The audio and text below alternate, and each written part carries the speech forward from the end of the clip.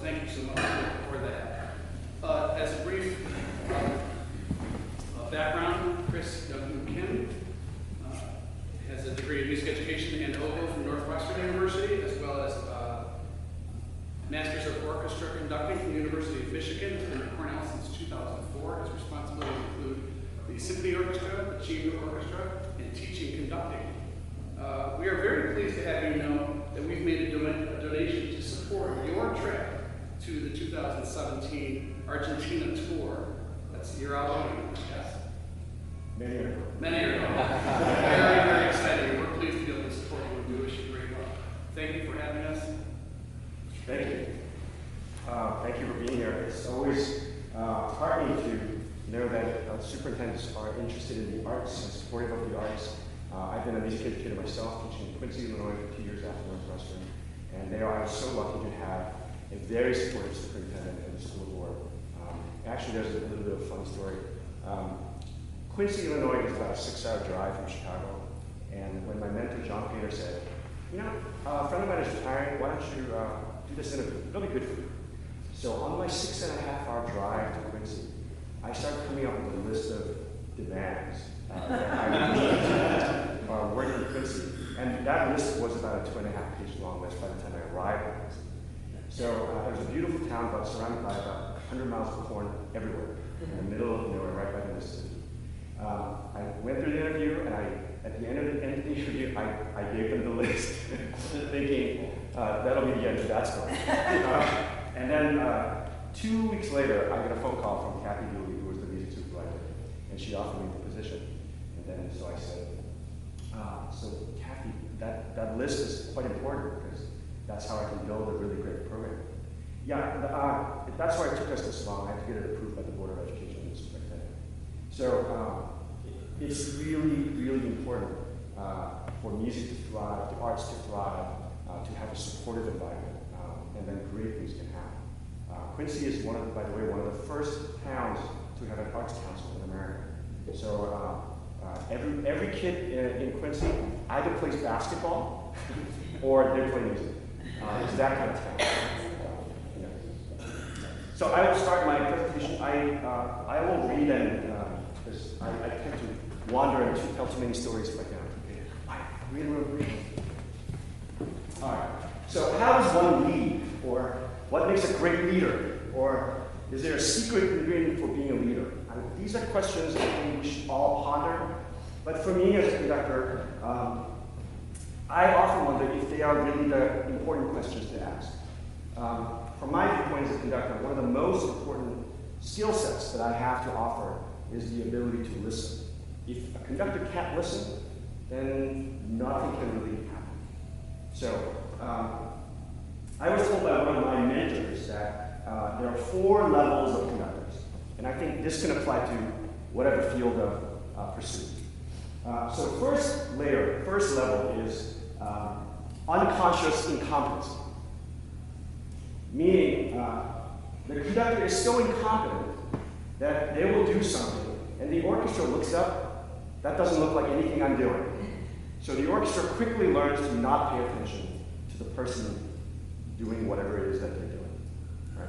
So at that level, that lowest level of competency, and the conductor has no awareness that they're actually not having any effect.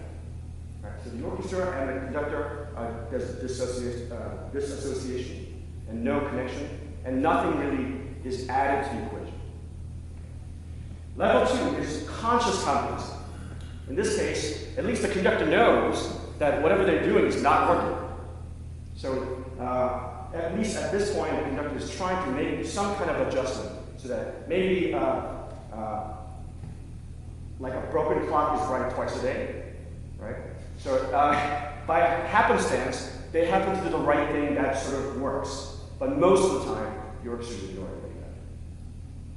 Now, level 3 is where most conductors are, and I count myself at being at this stage, which is conscious competency. So we get it right enough times that the orchestra actually is paying attention, right? So, and at this stage of conducting, we try to do things with our gesture, with our hands, with our eyes, And then we make enough positive impact that the orchestra really is paying attention.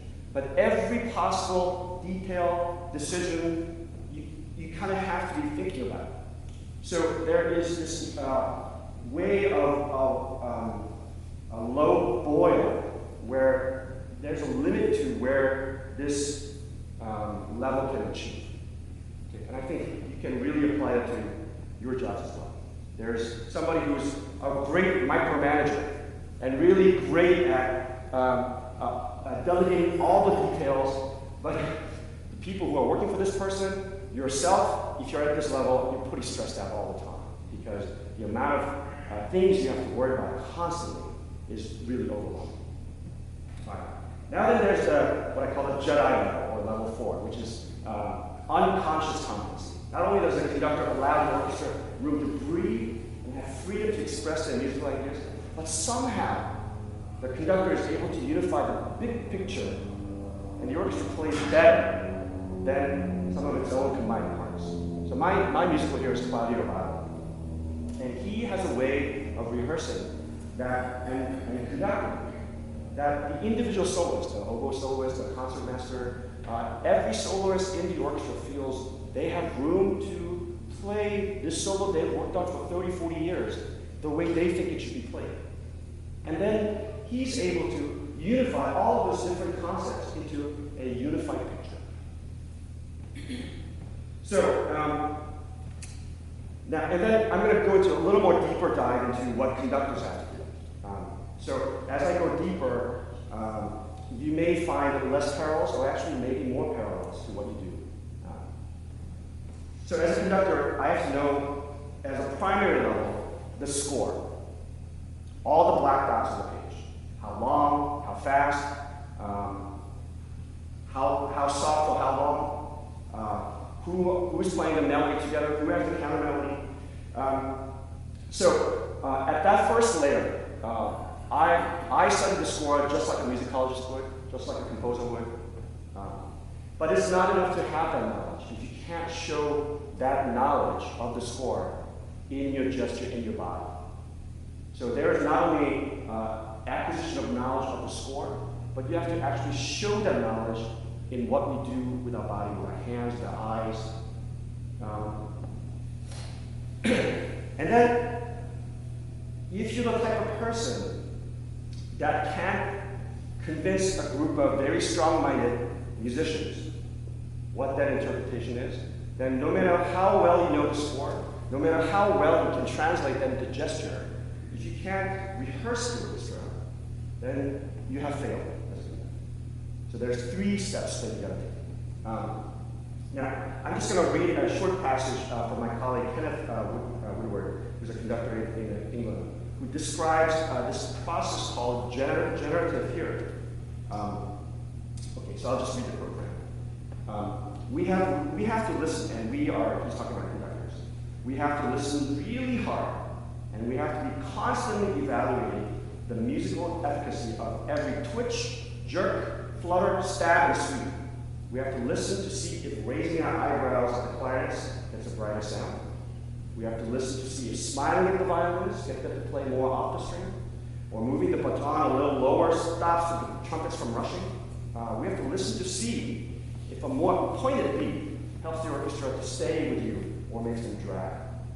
Now, combining generative and reactive hearing on the podium is a difficult balancing act. And one can't just be reactive. One's generative hearing, the process of creating an oral picture in the imagination, also needs to be strong. Every single second we're up there, we've got to think about what's coming next, holding inside you your concept of sound, balance, phrasing, and you have to think about every single detail of articulation, intonation, and texture that composes out. We also have to be responsive to the musicians in front of us, building on their strength, engaging with their creativity, helping them to play with confidence and learning from the experience. So, I have 2 sort of tapes running in my head every time I'm in front of the orchestra.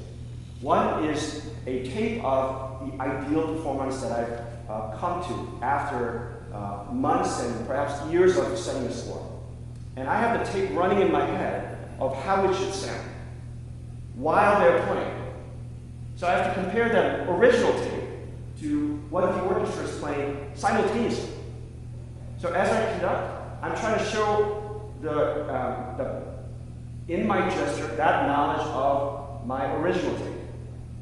And then, depending on what the orchestra does, I have to react and change and adapt my gestures so that I'm reacting to what they're doing. And constantly go back and forth between the original conception of what I want the piece to sound like, and then what they're producing, and then react so that I'm trying to match what they're doing. So if you're a leader, and you walk into a brand new company with a 90-point plan to change the company, and you don't listen to what the people of that company has already achieved, what the conditions are, it'll be just as terrible as me walking into a rehearsal with a set of things I'm going to fix without ever hearing the orchestra. I have seen so many rehearsals where a youngish conductor comes to a professional orchestra and they stop the orchestra every 2 bars, every 4 bars, to demonstrate their knowledge of the score. And pretty soon the orchestra has played the piece probably 30, 40 times, many more times than the young conductor. Okay. And they sit back and then they stop listening to them. My favorite story, and I went to Northwestern, so Bert Herseth, who was the principal trumpet of Chicago Symphony, and he has been, he's the longest serving principal trumpet of the Chicago Symphony. So this young guest conductor was conducting pictures at an exhibition, which is a very famous promenade trumpet solo. Bum, bum, bum, dee, da, bum. So in the very first rehearsal, without even hearing Bud play, this young conductor goes on to give a lecture about how fast it should be played, which notes should be stressed, and the entire orchestra is sort of turning around to see Bud's reaction. What is happening? Why is this guy talking? And rather than hearing the master, right? So Bud is sort of trumpet at his knee and listening. Okay, sure. And then he plays beautifully, and then no incident through that rehearsal. But that was his pattern throughout the week. He stops too many times to lecture the orchestra about his knowledge of the score. So comes Thursday night, the first concert, first performance. He walks out on stage, points to Bud. Bud is not looking at it, nor is he showing any sign of starting. So after about 2 minutes of gesticulation from the conductor to, what's happening? Nothing's happening now, the audience is closed. So finally, the conductor is sort of, and he starts to walk off the stage. And he's just about to reach the door when Bud starts to play the promenade. So the lesson for young conductors is, and I think for most leaders is, don't assume you have all the answers without listening to the group in front. And I think that's the message I really try to live, and I've tried to figure out a way to upend the dynamic of how an orchestra rehearses. So I think in the 90s there was a study done.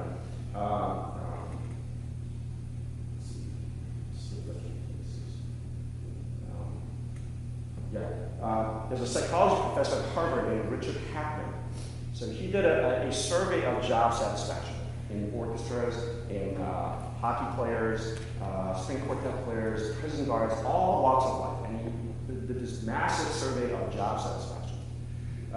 So there's a legend where this study has been quoted so many times, in fact, incorrectly, that job satisfaction of orchestra players is way down at the lowest level. It actually comes about midway. Hockey players apparently are the lowest job satisfaction. That's what the study said. I was surprised to find out. But right in the middle are orchestra players, and right above the orchestra player is prison guards in the middle of that. And first place was string quartet members. Okay? Now, why would that be? Because I think if you're in a professional orchestra, you are trained to be a craftsman, a technician, to execute perfectly every time you get in front of the stage. Right? So there's a tremendous amount of pressure. And to be able to win one of those professional positions, there's usually, depending on the instrument, there might be 200 to 1 or 500 to 1. Right? So to be in that position, you are really a master of your domain on that instrument. Right? So for a bud person to hear from a young conductor how to play the promenade is really quite insulting. Right? So some might say what he did was that's too much. But some might say that's not enough.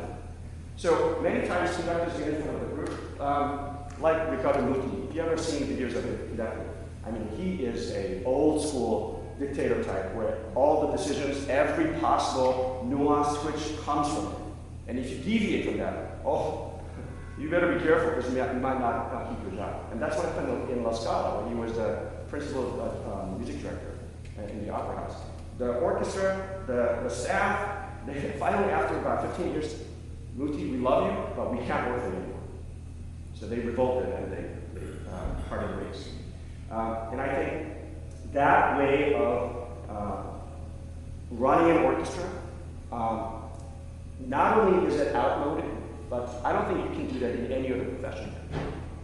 So this way of absolute dictatorship style of leading is not what these folks are used to.